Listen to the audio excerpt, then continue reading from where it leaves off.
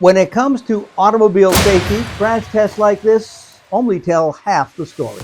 A lot of it has to do with not just the vehicle, but how you drive it, where you drive it, when you drive it. Despite all the safety systems built into today's automobiles, driver death rates remain high for vehicles with muscle behind their engines.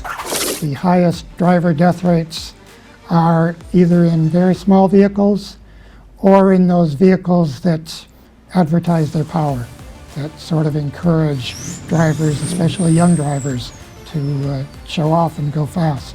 A new report by the Insurance Institute for Highway Safety tracks the death rates for hundreds of vehicles, and they all have one factor in common.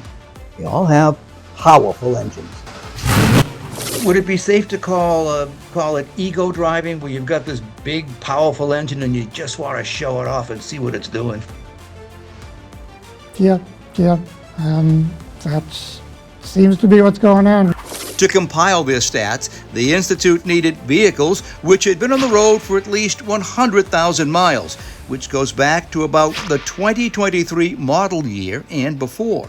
The data is derived from the Federal Fatality Analysis Reporting System, which includes sources like police crash reports, death certificates, toxicology reports, and emergency medical service reports, all of which create the data which crash tests can't provide. There, everything's controlled, speed is controlled, there's no other vehicles around, you're just running into this barrier that we've got set up, and it's all very carefully controlled. Real world, there's a lot going on. Before you buy a vehicle, it's important that everybody who'll be driving it take a test drive to see how they react to the engine's power. If you can get your kids to go to the dealership with you, then have them actually drive the vehicle as well. Or if your spouse is going with you, have your spouse drive the vehicle as well. Everybody who might want to drive this vehicle later should take the test drive.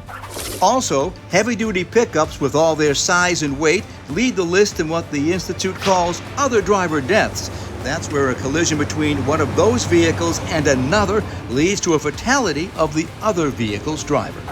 The complete list of driver deaths by vehicle is quite extensive, and quite frankly, we just don't have the time to get into it in this very short report. So what you need to do is go to this link on the Insurance Institute's website. You can access the complete report and find out everything you need to know. Working for you, I'm the consumer guy, Steve Sprague.